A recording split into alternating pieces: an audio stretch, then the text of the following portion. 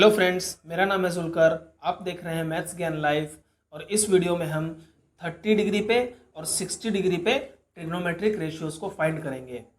मतलब ये कि 30 डिग्री पे मेरा साइन कॉस और टेन की वैल्यू क्या होगी उसको फाइंड करेंगे, और 60 डिग्री पे साइन कॉस और टेन की वैल्यूज़ क्या होगी उसको भी फाइंड करेंगे।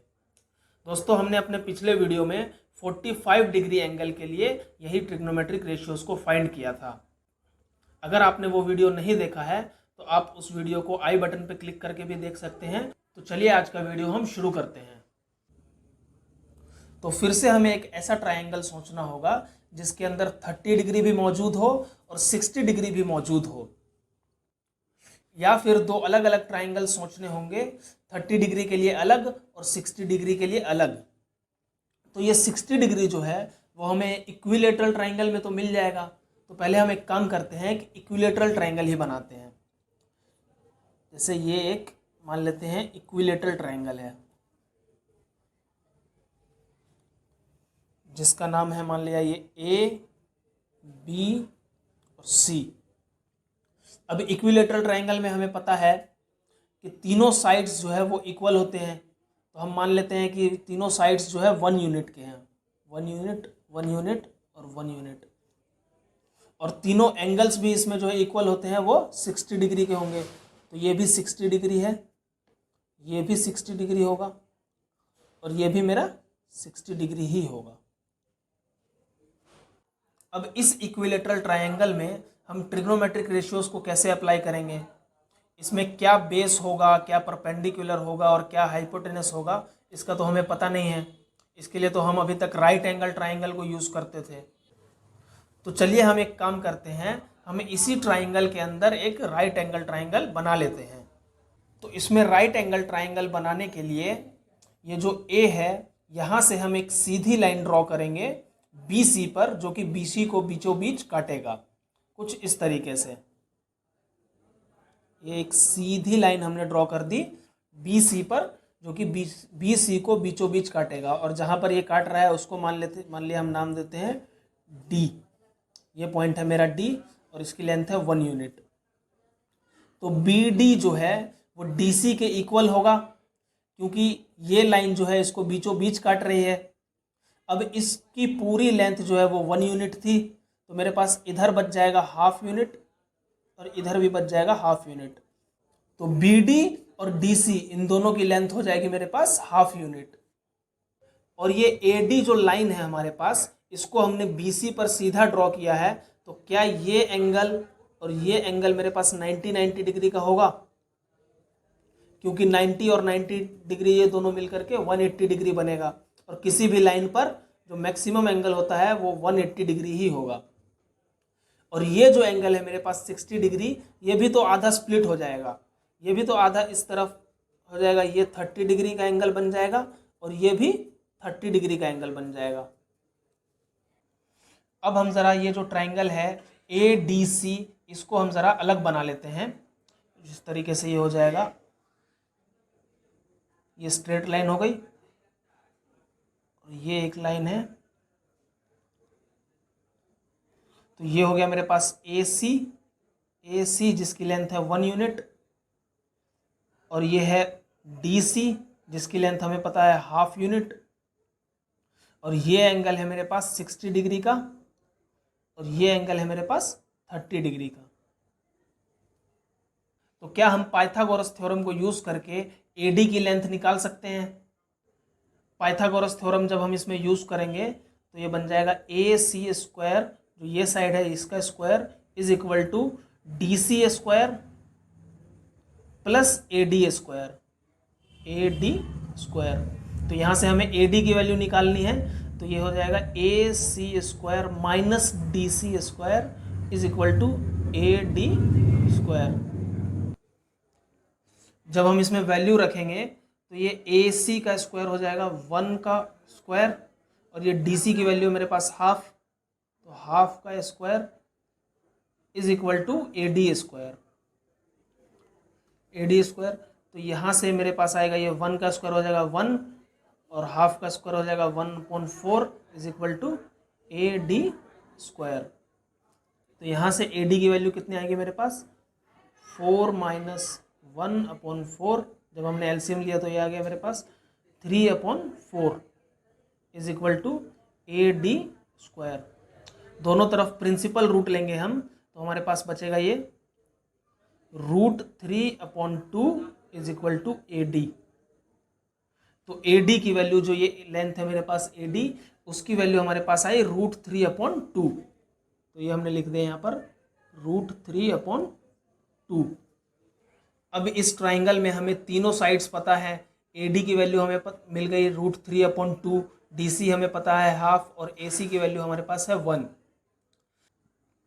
तो अब हम अपने ट्रिग्नोमेट्रिक रेशियोज को आसानी से निकाल सकते हैं। तो पहले तो हम वो अपना मंत्र लिख लेते हैं जिससे हमें साइन, कॉस और टेन के रेशियोज याद रहते थे। क्या था वो? यहाँ पे लिखते हैं पंडित बद्री प्रसाद हर हर बोल, जिसमें परपेंडिकुलर और हाइपोटेनस होता था मेरे पास साइन, बेस अपॉन हाइपोटेनस हो जाएगा कॉस, और परपेंडिकुलर अपॉन बेस होता है टेन। तो चलिए हम शुरू करते हैं 30 डिग्री एंगल से। तो सबसे पहले मेरे पास आता है साइन। तो साइन 30 डिग्री, और साइन के लिए रेशियो होता है मेरे पास परपेंडिकुलर अपॉन हाइपोटेनस। तो यहाँ पे लिखते हैं हम परपेंडिकुलर अपॉन हाइपोटेनस। और परपेंडिकुलर मेरे पास इस 30 डिग्री एंगल के लिए इस ट्राइंगल में कितना हो जाएगा? जो इसका अपोजिट साइड है, इस एंगल का अपोजिट साइड, वो परपेंडिकुलर हो जाएगा। तो परपेंडिकुलर हमें मिल गया हाफ, और हाइपोटेनस हमें दिया हुआ है यहाँ पर 1। तो हाफ अपॉन 1, तो ये मेरे पास आ गया हाफ। यानी कि साइन 30 की वैल्यू हाफ के इक्वल आ गई। और अब हमें कहीं भी अगर साइन 30 की वैल्यू निकालनी हो तो वो हाफ ही होगी। इसका मतलब ये हुआ कि 30 डिग्री के रिस्पेक्ट में जो परपेंडिकुलर होगा वो हमेशा हाइपोटेनस का आधा ही होगा। या फिर हम इसको ऐसे भी कह सकते हैं कि हाइपोटेनस हमेशा परपेंडिकुलर का 2 गुना होगा, जैसा कि हम यहाँ पे देख सकते हैं। तो चलिए अब हम cos 30 की बात करते हैं। और cos 30 होता है मेरे पास बेस अपॉन हाइपोटेनस का रेशियो। cos 30 डिग्री ये हो जाएगा बेस अपॉन हाइपोटेनस।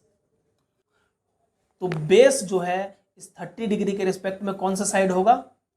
ये वाला साइड जिस पर ये बना हुआ है, और उसकी वैल्यू कितनी है? √3/2। तो हम लिखेंगे बेस की वैल्यू √3/2, और हाइपोटेनस है मेरे पास 1, तो इसकी वैल्यू हमारे पास आ गई √3/2।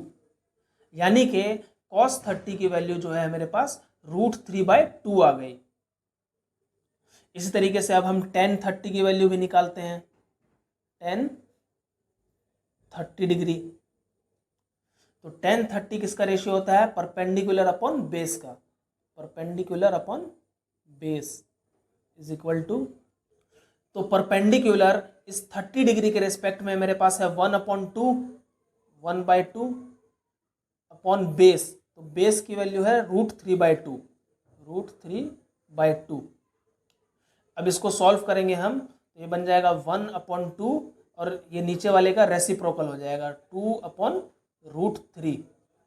तो ये 2 से 2 कैंसिल, और इसकी वैल्यू आई मेरे पास 1/√3। तो tan 30 की वैल्यू आई मेरे पास 1/√3। तो चलिए अब हम बात करते हैं इस 60 डिग्री एंगल के रिस्पेक्ट में। तो सबसे पहले आता है मेरे पास साइन। तो sine 60 degree is equal to, और साइन किसका रेशियो होता है? Perpendicular upon hypotenuse. अब इस 60 डिग्री के रेस्पेक्ट में ये परपेंडिकुलर और बेस जो है मेरा वो चेंज हो जाएगा। तो परपेंडिकुलर मेरा हो जाएगा यहाँ पर ये AD साइड, और जिसकी वैल्यू है मेरे पास कितनी? √3/2, और हाइपोटेनस तो है ही वो 1, तो इसकी वैल्यू कितनी आई मेरे पास? √3/2। यानी कि साइन 60 डिग्री की वैल्यू आई √3/2, और cos 60 डिग्री की वैल्यू होगी cos 60 degree is equal to, cos किसका रेशियो होता है? बेस अपॉन हाइपोटेनस का। तो ये हो जाएगा बेस अपॉन हाइपोटेनस, और इस 60 डिग्री के रेस्पेक्ट में बेस हो जाएगा मेरे पास ये DC, जिस पर ये एंगल बना हुआ है, और उसकी वैल्यू कितनी है 1/2 इज इक्वल टू 1/2 और हाइपोटेनस है 1, तो इसकी वैल्यू आ गई मेरे पास 1/2, यानी कि cos 60 डिग्री की वैल्यू आ गई 1/2। इसी तरीके से अब हम tan 60 की वैल्यू भी निकाल लेते हैं। tan 60 डिग्री, तो tan किसका रेशियो होता है परपेंडिकुलर अपॉन बेस का, ये हो गया परपेंडिकुलर अपॉन बेस। इसके रेस्पेक्ट में परपेंडिकुलर है मेरे पास √3/2 और बेस है 1/2। इसको सॉल्व करेंगे हम तो ये हो जाएगा √3/2 और इसको मल्टीप्लाई करेंगे तो ये 1/2 जो है ये रेसिप्रोकल हो जाएगा इसका 2/1, ये 2 से 2 कैंसिल, ये आया √3, यानी कि tan 60 डिग्री की वैल्यू जो है वो √3 के इक्वल आ गई। तो इस वीडियो में हमने पहले तो ऐसा एक ट्राइंगल बनाया जिसमें 30 डिग्री भी अवेलेबल हो और 60 डिग्री भी अवेलेबल हो, और फिर पाइथागोरस थ्योरम को यूज करके उसके अननोन साइड को निकालकर हमने जो है सभी ट्रिग्नोमेट्रिक रेशियोज को 30 डिग्री और 60 डिग्री के लिए निकाला। अब आप बस इनका रेसिप्रोकल करके कोसेक, सेक और कॉट जो बाकी के ट्रिग्नोमेट्रिक रेशियोज हैं उनकी वैल्यूज भी निकाल सकते हैं। अब अगले वीडियो में हम ट्रिग्नोमेट्रिक रेशियोज की पूरी टेबल को बनाएंगे कि sin 30 पे, sin 45 पे, sin 60 पे, sin 90 पे इनकी वैल्यूज़ ये कितनी होती है। इसी तरीके से बाकी जो ट्रिग्नोमेट्रिक रेशियोज हैं इन सभी को हम अगले वीडियो में लिखेंगे। तो मिलते हैं अपने अगले वीडियो में, तब तक के लिए keep practising and keep learning.